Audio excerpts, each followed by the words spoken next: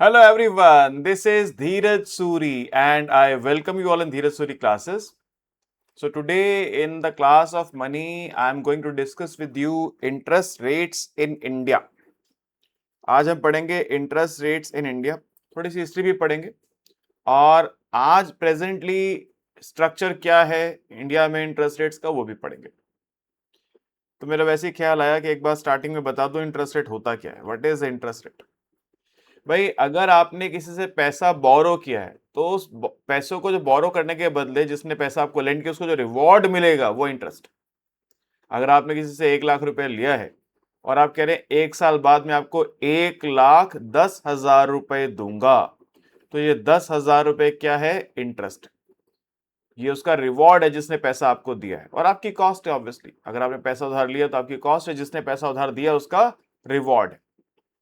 तो an interest rate is the price paid by borrowing money or the reward received for lending money।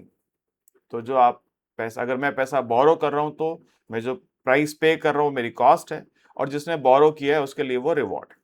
ठीक है, अब simple सी बात है, मैंने कहा 1 लाख रुपए अगर आपने किसी से उधार लिया और 10,000 आप उसको इंटरेस्ट देने वाले हैं तो रेट क्या होगा? 10,000 बाय 1 लाख इंटू 110%। इंडिया की अगर बात करें, जो हमारा आज का टॉपिक है इंटरेस्ट रेट्स इन इंडिया, देखो जो इंटरेस्ट रेट्स है इंडिया में उसको बेसिकली हिस्टोरिकली भी आरबीआई जो है वो कंट्रोल करता है। पहले तो डायरेक्ट कंट्रोल था, अब डायरेक्ट नहीं लेकिन काफी हद तक आरबीआई का भी कंट्रोल। ठीक है, आरबीआई बेसिकली ये डिसाइड करता है कि इंडिया में, हमारा जो सेंट्रल बैंक है RBI, reserve bank of India, कि इंडिया में इंटरेस्ट रेट्स क्या होने चाहिए। या ये कहूं कि किसी भी कंट्री में वहां का सेंट्रल बैंक ही ये बात डिसाइड करता है कि वहां पे इंटरेस्ट रेट्स क्या होने चाहिए। और सही भी है, क्योंकि इंटरेस्ट रेट्स के थ्रू जो आजकल के सेंट्रल बैंकर्स हैं उनकी जो पॉलिसी है वो होती है इन्फ्लेशन टारगेटिंग की। इन्फ्लेशन टारगेट करना चाहते हैं। मनी की क्लास में बहुत बार मैं इस बात का जिक्र कर चुका हूं कि इंडिया का जो टारगेटेड इन्फ्लेशन रेट है वो 4% है। उसमें 2% प्लस माइनस का बैंड होता है। 2 महीने में मॉनेटरी पॉलिसी कमेटी की मीटिंग होती है और उसके अंदर वो एमपीसी की जो मीटिंग है उसमें जो आरबीआई के गवर्नर होते हैं और बाकी 5 मेंबर होते हैं, 6 मेंबर मिलकर तय करते हैं कि आगे आने वाले पीरियड में क्या होगा इंटरेस्ट रेट। उसकी बात अभी थोड़ी सी आगे करूंगा, पॉलिसी रेट की बात करूंगा आगे। उसके थ्रू, इंटरेस्ट रेट के थ्रू वो इन्फ्लेशन को टारगेट करने की कोशिश करते हैं। ठीक है, तो किसी भी कंट्री के फाइनेंशियल सिस्टम में जो इंटरेस्ट रेट्स हैं वो सेंट्रल पोजीशन ऑक्यूपाई करते हैं और इंडिया में interest rates are influenced by the policies of central bank जो हमारा है आरबीआई। इसके अलावा और भी कुछ फैक्टर्स हैं जो असर डालते हैं। वो कौन है? जैसे मार्केट कंडीशंस हैं, इन्फ्लेशन एक्सपेक्टेशंस हैं, गवर्नमेंट बोरिंग्स हैं, इंटरनेशनल इकोनॉमिक डेवलपमेंट्स हैं, उन सब का असर पड़ता है। अमेरिका की ईरान से लड़ाई हो जाएगी तो क्या लगता है आपको इंटरेस्ट रेट पे असर नहीं पड़ेगा? पड़ेगा, असर पड़ेगा, क्योंकि देखो बॉन्ड यील्ड्स चेंज होती हैं इससे। जब बॉन्ड यील्ड्स चेंज होती हैं तो इंटरेस्ट चेंज होता है। ठीक है, अब थोड़ा सा हिस्ट्री की बात करते हैं। Evolution of interest rates in India. देखो इंडिया में 1991 का जो ईयर है वो एक इंपॉर्टेंट ईयर है, क्योंकि वहां से हमारी इकोनॉमिक पॉलिसीज में एक पैराडाइम शिफ्ट हुआ। 1991 से पहले हम, हमारी जो कंट्री थी, हमारी जो इकोनॉमिक पॉलिसीज थी वो गवर्नमेंट कंट्रोल पे ज्यादा चलती थी। परमिट राज, लाइसेंस राज, हर चीज के लिए गवर्नमेंट अथॉरिटीज की परमिशन जरूरी थी। 1991 के बाद से हम प्रो मार्केट इकोनॉमी की तरफ अप्रोच कर गए, लिबरलाइजेशन हमने अडॉप्ट कर लिया। तो 1991 एक इंपॉर्टेंट ईयर है, एक लैंडमार्क ईयर है। ठीक है, तो 1991 से पहले क्या होता है पहले उसकी बात करते हैं, फिर 1991 के बाद क्या हो रहा है उसकी बात करेंगे। पहले की बात पहले कर लेते हैं। देखो 1991 से पहले आरबीआई जो था वो प्राइमरीली इंटरेस्ट रेट्स को डायरेक्टली कंट्रोल करता था, डायरेक्ट कंट्रोल था।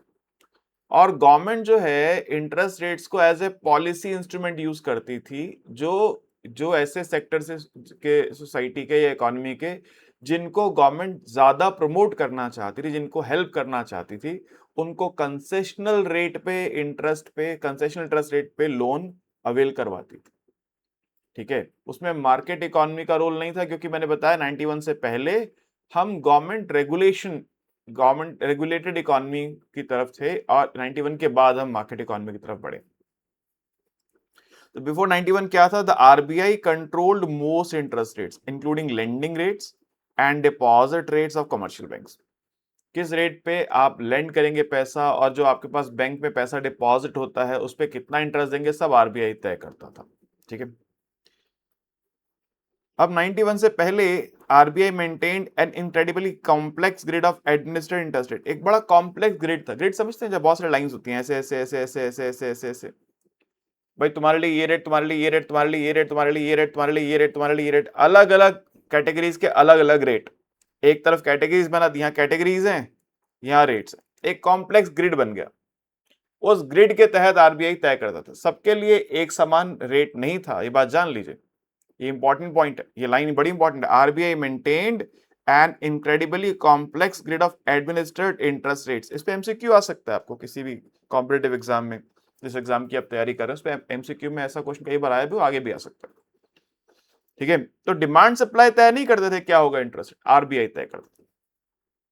जैसे पहला मैंने पॉइंट बनाया यहाँ पे क्या, मैट्रिक्स ऑफ रेट्स, रेट्स का, जिसमें एक ग्रिड बनाया मैट्रिक्स था रेट्स का, इस कैटेगरी के लिए ये रेट, इस कैटेगरी के लिए ये रेट, इस कैटेगरी के लिए ये रेट, इस कैटेगरी के लिए ये रेट, एक मैट्रिक्स बना हुआ।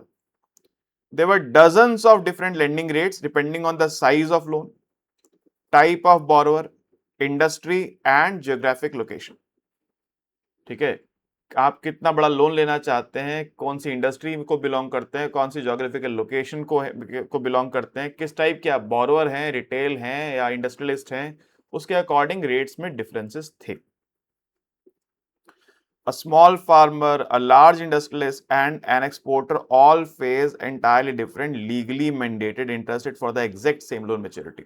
आप भी 1 लाख का लोन ले रहे हैं, मैं भी 1 लाख का लोन ले रहा हूं, आप फार्मर हैं, मैं इंडस्ट्रियलिस्ट हूं, तो हमारे रेट्स अलग हैं। आप इंडस्ट्रियलिस्ट हैं, मैं टीचर हूं, हमारे रेट अलग है। ठीक है, डिफरेंट रेट्स। एक पॉइंट ये है। दूसरा पॉइंट ये है कि ये इंपॉर्टेंट पॉइंट है, क्रेडिट ऑथराइजेशन स्कीम। आज के टाइम में तो आप बैंक में जाते हैं, बैंक मैनेजर से मिलते हैं, जी मेरा ये काम है, मुझे इस काम के लिए लोन चाहिए। अच्छा जी, कितना लोन चाहिए, इतना लोन चाहिए, ठीक है, लोन अप्रूव हो गया। अगर आपका बिजनेस प्रोफाइल है, अगर आपके पास इनकम प्रोफाइल है, बिजनेस प्रोफाइल है, बैंक का मैनेजर जो भी इंचार्ज है वहां पे, वो आपका लोन सैंक्शन कर देता है। ठीक है, प्रोफाइल चेक करके ऑब्वियसली। लेकिन उस समय ये जो क्रेडिट ऑथराइजेशन स्कीम है, ये 1965 में लॉन्च हुई थी। डेट याद रखिएगा, इन चीजों की डेट बहुत इंपॉर्टेंट है, डेट के ऊपर क्वेश्चन आता है, डेट याद रखिएगा। अगर आप एमसीक्यू एग्जाम के लिए पढ़ रहे हैं, इसको सब्जेक्टिव पढ़ रहे हैं तो फिर पैराग्राफ में आंसर लिखने में काम आएगी, वरना एमसीक्यू में डेट पूछता है, या वो कहता है इसको ऑर्डर में बताइए, पहले कौन आया बाद में कौन आया, तो इसलिए डेट्स को याद रखना जरूरी है, कम से कम ईयर याद रखना जरूरी है। तो 1965 में आई थी क्रेडिट ऑथराइजेशन स्कीम। इसमें क्या था कि जो कमर्शियल बैंक्स हैं, अगर एक फिक्स अमाउंट, मान लीजिए फॉर एग्जांपल 1 करोड़ रुपए, तो एक फिक्स अमाउंट से ज्यादा बड़ा लोन अगर उनको सैंक्शन करना है तो खुद से नहीं कर सकते थे। इसके लिए उनको आरबीआई की अप्रूवल लेना जरूरी था। आरबीआई से अप्रूवल लेंगे, आरबीआई अप्रूव करेगा तो लोन डिस्पर्स कर पाएंगे, नहीं तो नहीं कर पाएंगे। इसको बोलते हैं क्या, क्रेडिट ऑथराइजेशन स्कीम। अब it was an example of bureaucratic micro management over large scale industrial credit. यानी ऑब्वियसली आप ब्यूरोक्रेसी के हाथ में चीजों को सौंप रहे हैं कि ब्यूरोक्रेट जो है वो डिसाइड करेंगे किसको लोन मिलेगा किसको नहीं मिलेगा, उसका प्रोफाइल, उसकी एलिजिबिलिटी, इन सबसे कोई मतलब नहीं है। जहां ब्यूरोक्रेसी डिसाइड करेगी लोन मिलना चाहिए वहां मिलेगा, जहां डिसाइड करेगी नहीं मिलना चाहिए वहां नहीं मिलेगा। Under this policy, if a commercial bank wanted to extend a credit limit beyond a certain threshold, which was as low as 1 crore to 5 crore at various points, to any private corporation borrower, it could not do so on its own assessment. जिसमें बताया अभी आप loan branch में जाते हैं और loan sanction करा के आपको लोन डिस्पर्स हो जाता है हफ्ते 10 दिन में, जब भी उसका जो टेन्योर है, तब ऐसा नहीं हो सकता था। इसके लिए जो कमर्शियल बैंक है उसको परमिशन लेनी होगी किसकी, आरबीआई की। The bank was legally required to get prior authorization and explicit clearance from RBI before releasing the funds. इसको बोलते हैं क्या, क्रेडिट ऑथराइजेशन स्कीम, कैस। याद रखिएगा, देखो इन सब चीजों को, अगर एमसीक्यू क्वेश्चन होगा तो आपको एमसीक्यू में पूछेगा, और अगर आपका सब्जेक्टिव पेपर है जिससे आप इंडियन इकोनॉमिक सर्विस के लिए पढ़ रहे हैं या कहीं, ये टॉपिक तो मतलब हर एग्जाम में आता है। ठीक है, अंडर ग्रेड में पढ़ रहे हैं तो अंडर ग्रेड में भी आपको आंसर में आएगा। जो बच्चे ई कॉमर्स वगैरह कर रहे होते हैं अलग यूनिवर्सिटी से, उनको भी पढ़ने को मिल सकता है लेक्चरेबल एज पर देयर सिलेबस। अगर ये डेट्स और टॉपिक्स याद रखने होंगे आपको। ठीक है, बहुत इंटरेस्टिंग टॉपिक है, मजेदार है, मगर याद रखने के लिए बहुत कुछ है इसमें। अगला जो पॉइंट है जो उस समय की सिचुएशन थी वो था एक DRI scheme, differential rate of interest scheme, DRI scheme. ये इंट्रोड्यूस हुआ था 1972 में। इसमें तो एक डायरेक्ट प्रोविजन था कि अगर फार्मर्स हैं, अगर कोई लैंडलेस लेबरर्स हैं, अगर मार्जिनल फार्मर्स, लैंडलेस लेबरर्स, अगर कोई person is a person belongs to schedule caste, schedule tribe, ठीक है, या कोई रूरल आर्टिजन है, तो इन सब के लिए बैंक्स को ये मैंडेट था कि आपको अपने जितनी भी आप लेंडिंग कर रहे हैं उसका कम से कम 1% लेंडिंग इस इन कैटेगरीज में होना चाहिए। और ना सिर्फ लेंडिंग होनी चाहिए इन कैटेगरीज में, बल्कि आपको इंटरेस्ट रेट भी मार्केट से बहुत कम देना पड़ेगा। इंटरेस्ट रेट कितना? 4%। मार्केट में अगर 9%, 10% चल रहा है तो यहां से कितना इंटरेस्ट लेंगे आप? 4%। अब इसकी वजह यह थी, गवर्नमेंट चाहती थी सोशल इंक्लूजन, कि ये जो सोसाइटी का एक ऐसा सेक्शन है जो पीछे छूट गया है, जिसके पास रिसोर्सेज नहीं है, तो उसको कैसे इंक्लूड किया जाए, इसके लिए प्रोविजन था ये। ठीक है, तो differential interest rate scheme was an important component of India social banking strategy.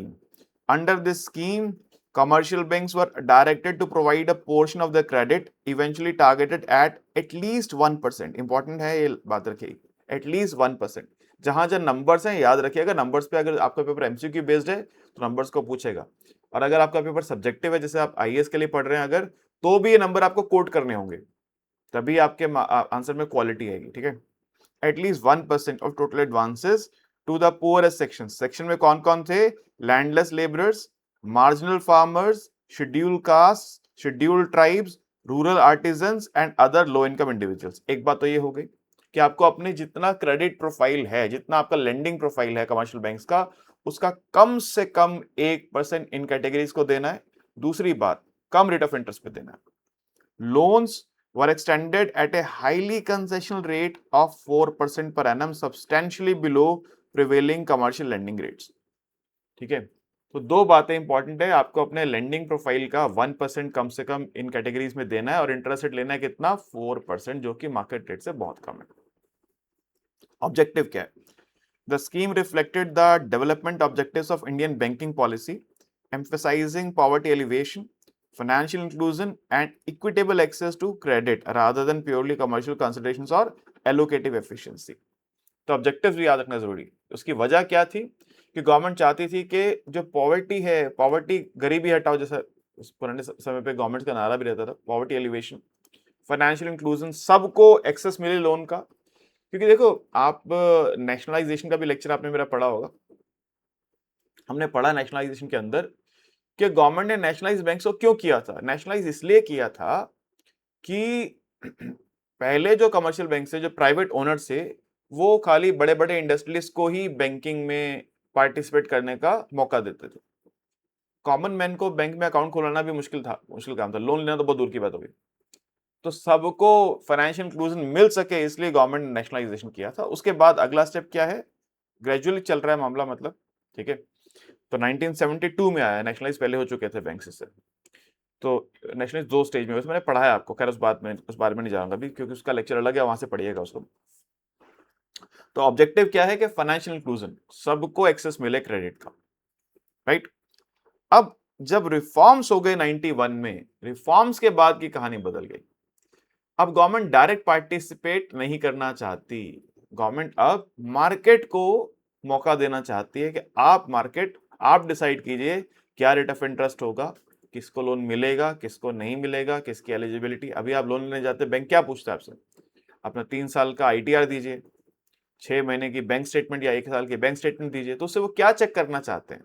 उससे वो ये चेक करना चाहते हैं कि आपकी अर्निंग कितनी है, अर्निंग में कंसिस्टेंसी है या नहीं, अचानक से पैसा आता है फिर आता ही नहीं है, कंसिस्टेंट इनकम आ रही है कि नहीं आ रही है, ठीक है, स्टेबल इनकम आ रही है कि नहीं आ रही है, आपकी पेइंग कैपेसिटी वो इवैल्यूएट करते हैं उससे, कि आप जो लोन ले रहे हैं वापस कर पाएंगे कि नहीं कर पाएंगे। और उसके बेसिस पे जो रेट ऑफ इंटरेस्ट है वो भी नेगोशिएबल हो जाता है कई बार। बैंक्स के मैनेजर कई बार रेट ऑफ इंटरेस्ट नेगोशिएट भी कर लेते हैं, कई बार नहीं करते, कई बार कर लेते हैं। तो मार्केट डिसाइड करती है, डिमांड सप्लाई। अगर उनके पास बहुत सारे फंड्स पड़े हैं लेकिन कोई ले नहीं रहा है, तो ऑब्वियसली वो थोड़ा सा रेट कम ऑफर कर देंगे। अगर फंड्स की शॉर्टेज है तो रेट्स वो बहुत ज्यादा चार्ज करेंगे। तो अब मार्केट डिसाइड करेगी। कब तय हुआ? 1991 के बाद। ये एक लंबी प्रोसेस अब तक चल रही है। अभी बहुत सारे रिफॉर्म्स चलते रहते हैं, बहुत सारी पॉलिसीज आती रहती हैं, कुछ का जिक्र मैं यहाँ पे करूंगा, सबका तो एक लेक्चर में नहीं कर सकते, ठीक है। Following the recommendations of the Narasimham committee and broad, इसके बारे में डिटेल लेक्चर आपने पढ़ा हुआ है, ठीक है। And the broader economic liberalisation, India gradually move towards a market oriented financial system. तो अब 91 के बाद से वो जो पहले की कहानी थी कि गवर्नमेंट तय कर रही है किसको मिलेगा, किस रेट पे मिलेगा, वो हट रही है। अब मार्केट ओरिएंटेड इकोनॉमी पे हम मूव कर रहे हैं, मार्केट डिसाइड करेगी। इंटरेस्ट रेट्स वर प्रोग्रेसिवली डीरेगुलेटेड, जैसे मैं कह रहा हूं एक झटके में ऐसा नहीं हो गया, कल तक ऐसा था और आज ऐसा हो गया, एक झटके में नहीं हुआ, ग्रेजुअली धीरे धीरे धीरे धीरे हमारी इकोनॉमी मूव कर रही है किस तरफ, डीरेगुलेशन की तरफ। Allowing banks greater freedom to determine lending and deposit rates, अब बैंक्स को मिल रहा है फ्रीडम, इसलिए आप देखते हैं ना, आज आप देखते हैं कि एक्सिस बैंक कोई और रेट ऑफर कर रहा है, कोटक महिंद्रा कोई और एक ऑफर कर रहा है, बंधन बैंक कोई और रेट ऑफर कर रहा है, एचडीएफसी का रेट अलग है, आईसीआईसी का रेट अलग है। अब डिमांड सप्लाई मार्केट इकोनॉमी तय करती है, किसके पास कितने फंड्स अवेलेबल हैं, शॉर्टेज है, एक्सेस है, उसके अकॉर्डिंग वो तय करते हैं, ठीक है। लेकिन अब ये मतलब एक डिफरेंस तो है, लेकिन एक चीज आप ध्यान रखिएगा, अभी भी आरबीआई जो है वो बेसिकली ये जरूर तय करता है ब्रॉडली कि इंटरेस्ट रेट्स बढ़ेंगे कि घटेंगे, ये आरबीआई तय करता है। कौन बैंक कितना रेट ले रहा है ये तो बैंक के ऊपर है, लेकिन जो आप 3 ले रहे थे अब 3.5 लोगे, 4 लोगे, ये आरबीआई तय करता है। जब आरबीआई अपना पॉलिसी रेट इंक्रीज करता है तो सभी बैंक्स को अपना अपना रेट थोड़ा बहुत बढ़ाना पड़ता है, और अगर आरबीआई अपना पॉलिसी रेट डिक्रीज करता है सभी बैंक्स को अपना रेट थोड़ा बहुत घटाना पड़ता है, ठीक है, right. While the RBI influences interest rates through monetary policy, most lending and deposit rates are determined by financial institutions based on market conditions. तो RBI ब्रॉड सिग्नल तो देता है, लेकिन एक्चुअली में रेट जो है वो बैंक्स तय करते हैं। जैसे मैंने बताया कि जब आरबीआई पॉलिसी रेट इंक्रीज करेगा तो बैंक्स मजबूर होंगे रेट्स इंक्रीज करने के लिए। जो 3 ले रहा है वो 3.5 लेगा, जो 5 ले रहा है वो 5.5 लेगा, सबको अपना अपना रेट बढ़ाना पड़ता है। और जब आरबीआई पॉलिसी रेट कम करता है सबको रेट अपना घटाना पड़ता है। अब इसी बात को आगे बढ़ाते हैं कि आज के टाइम पे स्ट्रक्चर क्या है, structure of interest rates in India, ये बहुत इंपॉर्टेंट टॉपिक है, ठीक है। किसी भी एग्जाम को आप पढ़ रहे हैं, बहुत इंपॉर्टेंट टॉपिक है, इसके ऊपर बहुत सारे क्वेश्चंस एग्जाम्स में आते हैं, जहाँ पे मनी बैंकिंग सिलेबस का पार्ट रहता है वहां पे इसके क्वेश्चंस आते ही हैं, बहुत ध्यान से पढ़िएगा, ठीक है। देखिए ये एक्चुअली में फैक्चुअल इंफॉर्मेशन है, फैक्ट्स हैं जो मैं आपको समझा रहा हूं, तो आपको उसको एज ए फैक्चुअल इंफॉर्मेशन समझना है, याद रखना है, ये बात ध्यान कीजिएगा। अब जो पॉलिसी रेट्स हैं वो कैसे तय होते हैं, आरबीआई की एक मॉनेटरी पॉलिसी कमेटी है, इसके ऊपर भी एक अलग से लेक्चर है, ठीक है। वो मॉनेटरी पॉलिसी कमेटी कब बनी, कैसे बनी, किसकी कौन सी कमेटी की रिकमेंडेशन पे बनी थी, इसके ऊपर अलग से लेक्चर है, कैसे वो काम करती है वो अलग कहानी है। अभी ब्रीफली बताऊंगा खाली कि मॉनेटरी पॉलिसी कमेटी में 6 मेंबर होते हैं, एक मेंबर आरबीआई गवर्नर होते हैं, और आरबीआई गवर्नर के पास कास्टिंग वोट होता है, मतलब अगर 6 में टाई हो जाए, 3-3 वोट हो जाए, तो वो अपना कास्टिंग वोट डाल के जो वो चाहते हैं वो हो जाएगा फिर, ठीक है। ये मॉनेटरी पॉलिसी कमेटी को साल में कम से कम 4 बार मिलना होता है, मगर ये हर महीने, हर 2 महीने में मिलती है। 3 दिन की मीटिंग करते हैं, उसके बाद रेट डिसाइड करते हैं कि आने वाले पीरियड्स के लिए हमारा पॉलिसी रेट क्या होगा। हमारा पॉलिसी रेट है रेपो रेट। रेपो रेट क्या होता है अभी बताता हूँ, ठीक है। तो ये पॉलिसी रेट तय करते हैं और उसके बेसिस पे फिर इकोनॉमी में इंटरेस्ट रेट्स चेंज होते हैं, ठीक है। The fundamental baseline for all interest rates in India is set by Reserve Bank of India's Monetary Policy Committee through the Liquidity Adjustment Facility Corridor। ये जो बहुत सारे रेट्स तय करता है, जिसकी बात मैं भी करने वाला हूँ, इस पूरे सिस्टम को बोलते हैं क्या, liquidity adjustment facility corridor, LAF corridor, ठीक है। अब इसमें रेट्स कौन कौन से जो एमपीसी तय करती है, सबसे इंपॉर्टेंट जो पॉलिसी रेट है हमारा वो एक ही है, वो है repo rate. Repo rate, repurchase, repo क्या होता है, रीपर्चेज एग्रीमेंट। क्या होता है, देखिए कमर्शियल बैंक्स जो होते हैं उनको जब शॉर्ट टर्म में एक दिन, एक हफ्ता, एक फोर्टनाइट, इससे ज्यादा नहीं, एक दिन, एक हफ्ता, एक फोर्टनाइट, ऐसा ही होता है। इसमें अगर फंड्स की जरूरत हो, अचानक फंड्स की जरूरत पड़ जाए, तो फंड्स कहां से लाएंगे, वो फंड्स लाएंगे सेंट्रल बैंक ऑफ इंडिया से, आरबीआई से, ठीक है। सेंट्रल बैंक ऑफ इंडिया एक बैंक भी है, खैर उसको नाम मतलब इसमें समझेगा, सेंट्रल बैंक मतलब आरबीआई। तो आरबीआई से वो फंड्स बोरो करेंगे। कैसे बोरो करेंगे, उनके पास जो गवर्नमेंट सिक्योरिटीज हैं उन गवर्नमेंट सिक्योरिटीज को आरबीआई को बेचेंगे। बेचने के साथ साथ एक रीपर्चेज एग्रीमेंट साइन करेंगे कि आज मैं आपको ये सिक्योरिटी 100 रुपए की बेच रहा हूं और एक हफ्ते बाद मैं आपसे 101 रुपए की वापस बाय करूंगा। ये रीपर्चेज एग्रीमेंट उसी समय हो जाएगा जिस समय आप सेल कर रहे हैं। आज मैं आपको बेच रहा हूं 100 रुपए की ये इंस्ट्रूमेंट, और एक हफ्ते बाद 101 रुपए की बाय करूंगा, आपसे रीपर्चेज करूंगा, तो ये 1 रुपया क्या हो गया, मेरा इंटरेस्ट हो गया। अब ये कितना इंटरेस्ट लिया जाएगा ये आरबीआई तय करता है उस एमपीसी की मीटिंग के अंदर। उसी रेट को, जो 100 रुपए का बॉन्ड कमर्शियल बैंक आरबीआई को बेच रहा है, एक हफ्ते बाद कितने में वापस रीबाय कर पाएगा, वो रेपो रेट तय करता है। वही रीपर्चेज एग्रीमेंट में वो रेट दर्ज होता है। और रेट तय कौन करता है? Reserve bank, RBI. ठीक है। The repo rate is the rate at which commercial banks borrow short term funds from the RBI by selling government securities with an agreement to repurchase them later. इसलिए इसको repo बोलते हैं, repurchase agreement. ठीक है।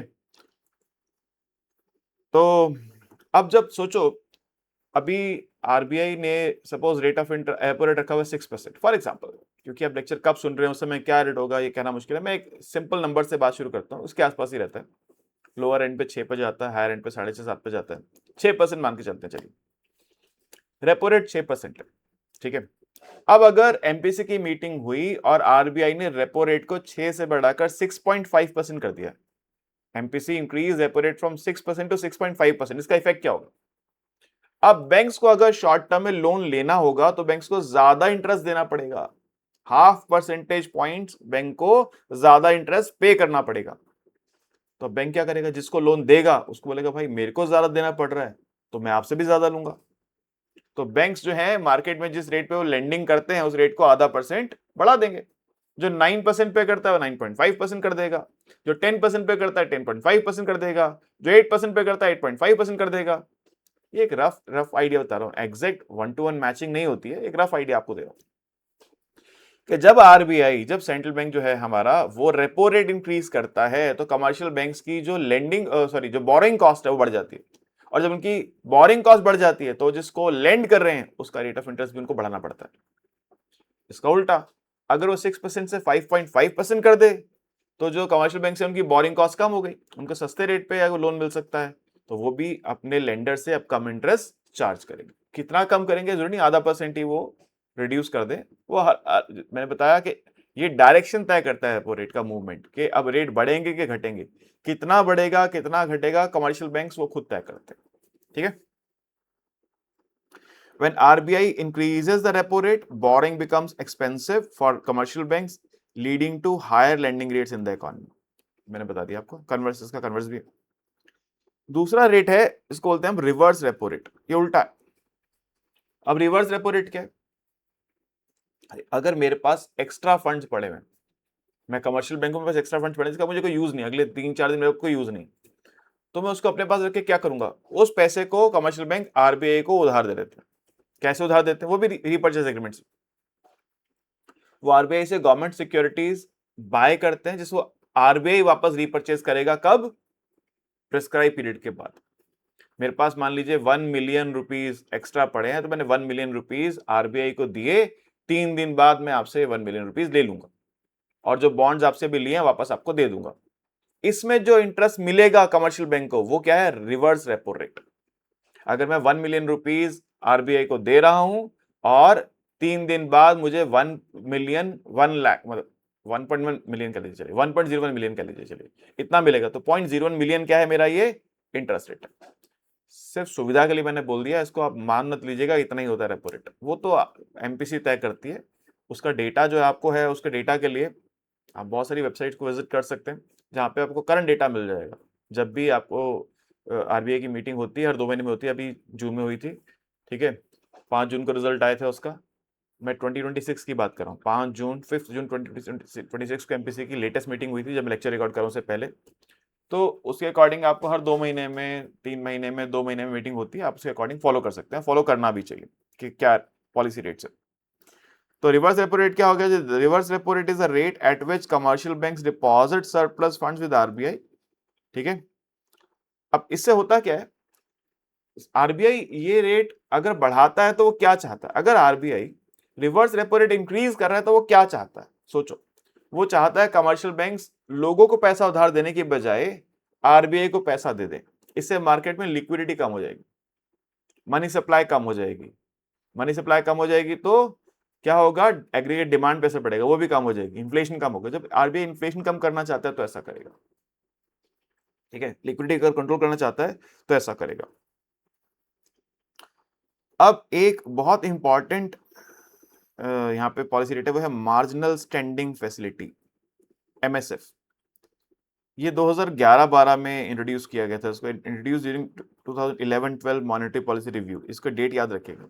ये है क्या, जब कमर्शियल बैंक्स को शॉर्ट रन में फंड्स की डेफिशिएंसी हो जाती है, उनको फंड्स चाहिए, तो वो कमर्शियल बैंक से बोरो करते हैं, ठीक है। और जिस पॉलिसी से बोरो करते हैं वो है मार्जिनल स्टैंडिंग फैसिलिटी। आप कहेंगे सर अभी अभी तो आपने बोला कि वो रेपो रेट है, अब आप उसको मार्जिनल स्टैंडिंग फैसिलिटी बोल रहे हैं।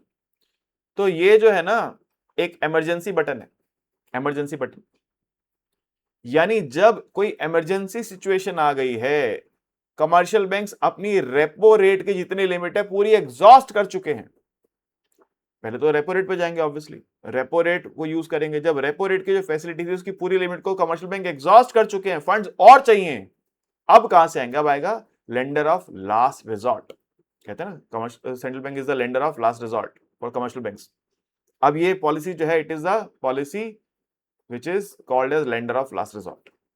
अब अगर आपके शॉर्ट टर्म में रेपो रेट पूरे आप यूज कर चुके हैं, रेपो रेट फैसिलिटी के जितना आपके पास लिमिट थी पूरी यूज कर चुके हैं, तो उसके बियॉन्ड जो लिमिट चाहिए आपको वो मिलेगी मार्जिनल स्टैंडिंग फैसिलिटीज। डेट याद रखना जरूरी है। मैंने बताया MSF is a specialised emergency overnight borrowing window provided by RBI. 2011-12 में इमरजेंसी ओवरनाइट बोरिंग विंडो है, इसको भी याद रखिएगा। ये सब जो जिन लाइनों पे मैं अंडरलाइन कर रहा हूं ना, जिसको बार बार हाईलाइट कर रहा हूं, जिनके एमसीक्यू वाले एग्जाम हैं उसमें एमसीक्यू में ये पॉइंट्स आते हैं, ठीक है। उस समय फिर याद नहीं होता तो दुख होता है, मेरे को याद नहीं है, तो मैं हाईलाइट कर रहा हूं, आपको ध्यान रखना। MSF was designed to act as a safety valve, important line है, safety valve for Indian banking system. Emergency funds चाहिए, नहीं मिले तो गड़बड़, तो उसके लिए एक सेफ्टी वॉल्व की तरह, जैसे कुकर में सेफ्टी वॉल्व होता है ना, जब ज्यादा प्रेशर बन जाए सेफ्टी वॉल्व खुल जाता है ताकि प्रेशर रिलीज हो जाए। तो जब फंड्स की एकदम फंड्स क्रंच आ जाए, आप रेपो रेट पूरा यूज कर चुके हैं, फंड्स और चाहिए, तो सेफ्टी वॉल्व की तरह आप एमएसएफ फैसिलिटी यूज करते हैं, ठीक है। Under normal circumstances, when a commercial bank faces a short-term cash shortage, it borrows money from RBI via standard repo window, ठीक है। कॉल मनी मार्केट भी क्या बताऊंगा अभी आपको, उसका भी आगे जिक्र आएगा। However, during periods of extreme market stress or unexpected systematic cash crunches, a bank might exhaust its eligible borrowing limits under repo window. The MSF acts as lender of last resort facility for these overnight emergency। सब मैं बता चुका हूं आपको, बस इसलिए underline कर रहा हूं कि आपको ध्यान में आ जाए कौन सी बातें ज्यादा इंपॉर्टेंट को याद रखना है। याद रखिएगा, भूलिएगा नहीं। और ये पीडीएफ अवेलेबल है, आपको चाहिए होगा, जो बच्चे पढ़ते हैं उनको मिल ही जाएगा, ठीक है, जो सब्सक्राइब स्टूडेंट्स को मिल जाएगा पीडीएफ। तो और ये कॉल मनी मार्केट क्या भी आगे आएगा, बताऊंगा अभी, थोड़ा सा आगे आएगा, आने वाला है। क्लियर हो गया। इसके बाद अगला रेट है जो है बैंक रेट। बैंक रेट क्या है कि आजकल इसकी इंपॉर्टेंस थोड़ी कम हो गई है।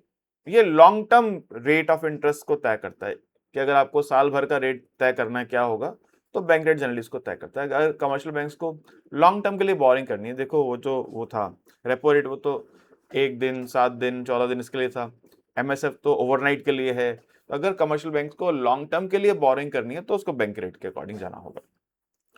तो the bank rate is the standard rate at which RBI is prepared to buy or rediscount bills of exchange or other commercial papers eligible for purchase under RBI Act। तो यहाँ पे गवर्नमेंट सिक्योरिटीज, जो G-sec बोलते हैं इसको, government securities नहीं आपको sell करनी, commercial bank government security sell नहीं करेंगे, उनके अपने जो कमर्शियल बिल्स हैं वो आरबीआई को देते हैं और उसके बदले उनको आरबीआई से लोन मिलता है, ठीक है। Unlike repo transactions where banks must pledge government securities G6 as collateral to get loan, borrowing under the bank rate does not require a collateral pledge. It is an extension of credit against bank's own eligible commercial papers. ठीक है, एक बात और मैं बता चुका हूं, repo rates are for short term, overnight, multi day liquidity mismatches, bank credit is inherently gear toward long term financial needs. ठीक है, ध्यान रखिए बातें सारी है। ओके, अब एक और पॉलिसी इंस्ट्रूमेंट है, वो सीआरआर जो है बेसिकली इंटरेस्ट रेट पे डायरेक्ट नहीं मगर इनडायरेक्ट असर डालता है। सीआरआर के बढ़ने घटने से डायरेक्टली तो इंटरेस्ट रेट नहीं बढ़ता घटता, लेकिन इनडायरेक्ट असर पड़ता है। सीआरआर क्या होता है कि भाई आप कमर्शियल बैंक, सेंट्रल बैंक जो है आरबीआई, वो कमर्शियल बैंक से डायरेक्ट करता है कि आपको जितने भी आपके पास डिपॉजिट्स हैं उसका एक फिक्स्ड परसेंटेज आपको सेंट्रल बैंक के पास रखना है।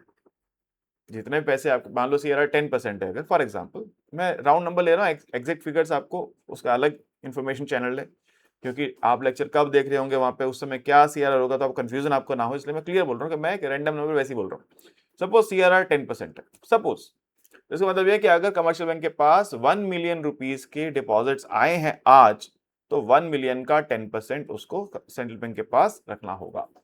ठीक है, the cash reserve ratio is a percentage of banks net demand time liabilities that must be maintained as cash reserve with the central bank. इसका मैंने एग्जांपल भी दे दिया है। आरबीआई इस पे कोई इंटरेस्ट नहीं देता है, पहली बात, आप ये पैसा सेंट्रल बैंक के पास रखेंगे मगर इसमें आपको इंटरेस्ट कुछ नहीं मिलेगा, आरबीआई कोई इंटरेस्ट नहीं देता। अगर मान लो 4% है तो आपको 4%, आपके 1000 करोड़ आए तो आपको 40 करोड़ जमा करने पड़ेंगे। अब अगर सीआरआर बढ़ जाता है तो क्या होगा, सीआरआर अगर कमर्शियल सपोज 4% था और आरबीआई ने 4% से 5% कर दिया, तो कमर्शियल बैंक के पास जितने पैसे भी आ रहे हैं अब उसको ज्यादा पैसा सेंट्रल बैंक के पास रखना पड़ेगा, तो कमर्शियल बैंक के पास फंड्स की शॉर्टेज हो जाएगी। फंड्स की शॉर्टेज होने से इस बात की पॉसिबिलिटी है, जरूरी नहीं है, पॉसिबिलिटी है कि commercial banks interest rate increase कर दें, फिर डिपेंड करेगा डिमांड सप्लाई के ऊपर। आरबीआई ने सीआरआर बढ़ा दिया, फिर भी मेरे पास बहुत सारे फंड्स पड़े हैं जो कि मैं लेंड करना चाहता हूं, कोई ले नहीं रहा है, तो मैं रेट नहीं बढ़ाऊंगा। और अगर मुझे वाकई में फंड्स की शॉर्टेज हो रही है तो रेट बढ़ाऊंगा। ठीक है, तो इस सीआरआर के बढ़ने से इंटरेस्ट रेट बढ़ने की पॉसिबिलिटी है, डायरेक्टली बढ़ जाएगा ये नहीं कह सकते। ऐसे सीआरआर के घटने से इंटरेस्ट रेट के कम होने की पॉसिबिलिटी है, कम हो ही जाएगा ये नहीं कह सकते। ठीक है, सीआरआर के बढ़ने से होगा क्या, लोनेबल फंड्स कम हो जाएंगे, बैंकिंग सिस्टम में लिक्विडिटी कम हो जाएगी, बैंक्स में रेज लेंडिंग रेट्स में, मैंने विल नहीं कहा यहां पे, क्या कहा, बैंक्स में रेज बढ़ा सकते हैं, जरूरी नहीं। ठीक है, और इसे क्रेडिट ग्रोथ क्या होगी, स्लो हो जाएगी।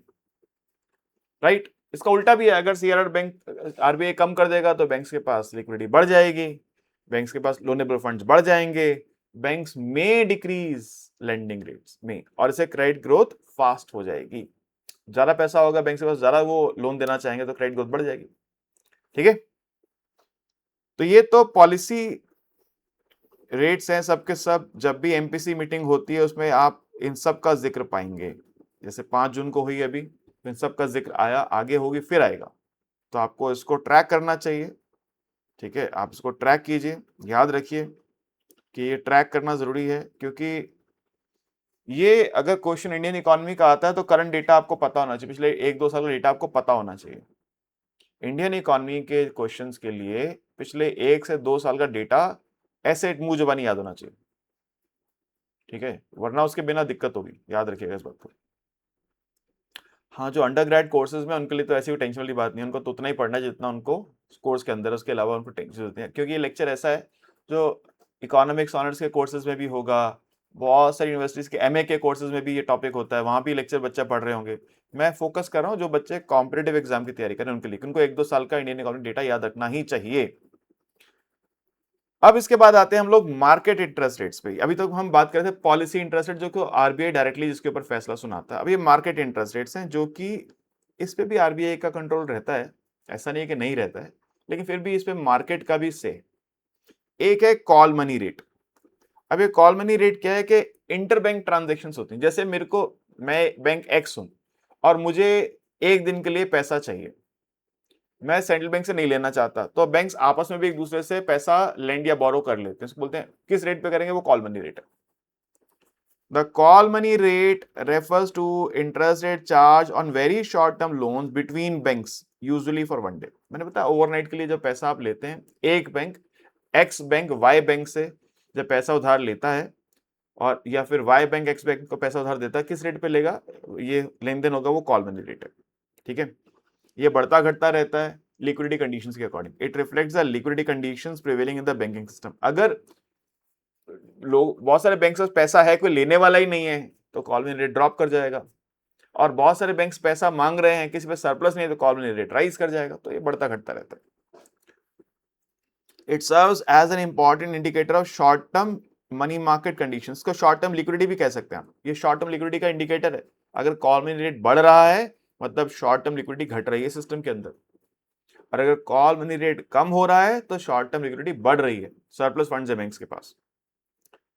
The call money rate is one of the most volatile interest rates in the financial system. It can fluctuate drastically from day to day and sometimes hour to hour. मैं बता चुका हूं आपको।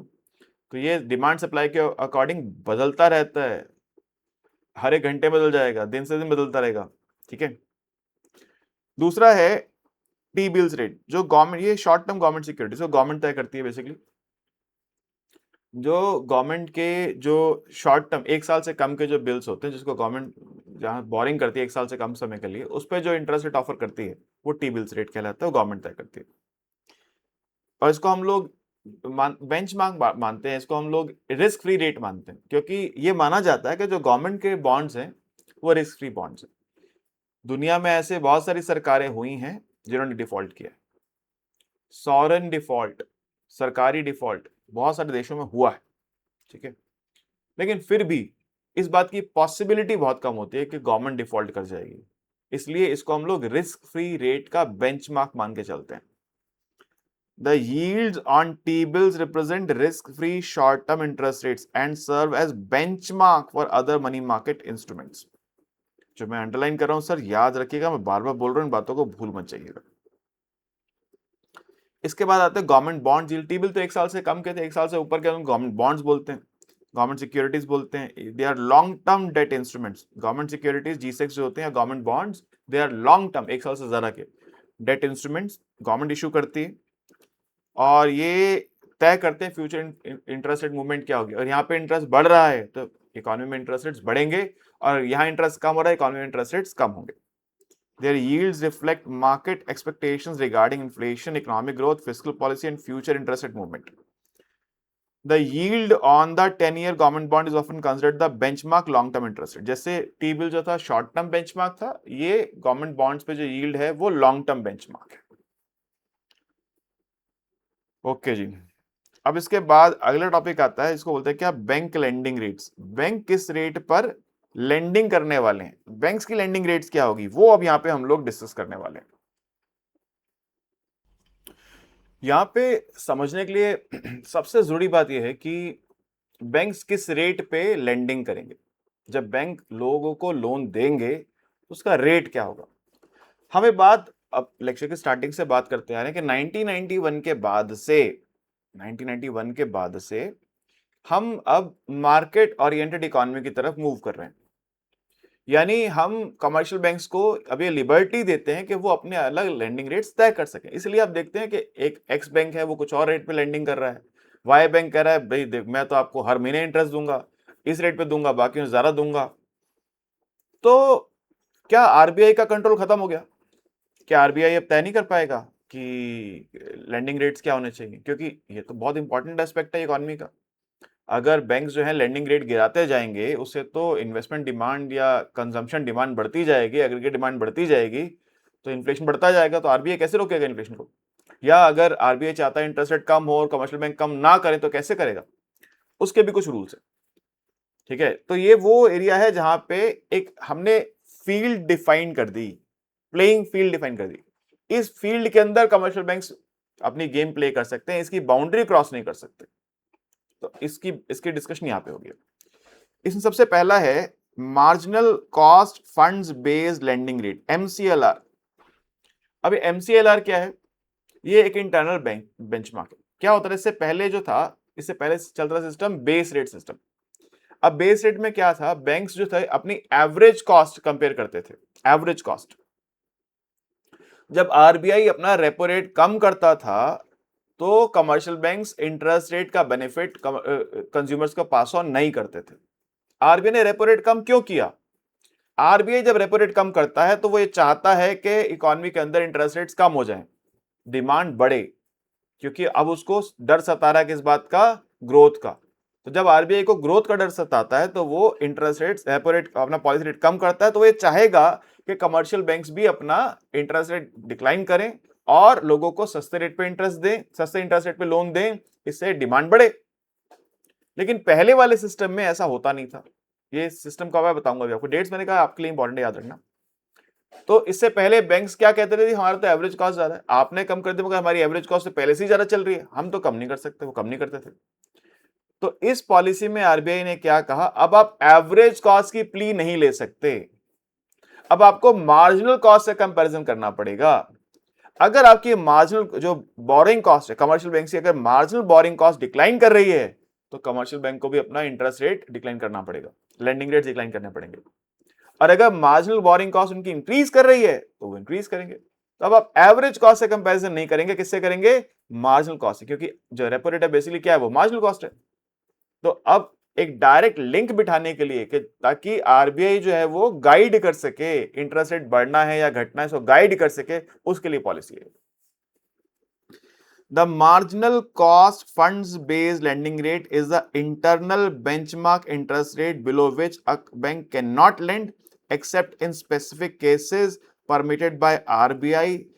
ठीक है, इस एक चीज मैं बोलना भूल गया यहाँ पे शायद, कि इसके नीचे भी आप नहीं कर सकते, एमसीएलआर के नीचे आप नहीं कर सकते, इसलिए आपको अगर नीचे लैंड करना चाहते हैं आपको परमिशन लेनी पड़ेगी आरबीआई से। स्पेशल केसेस में कुछ अगर एक्स्ट्राऑर्डिनरी सिचुएशन है तो आपको परमिशन लेनी पड़ेगी आरबीआई से।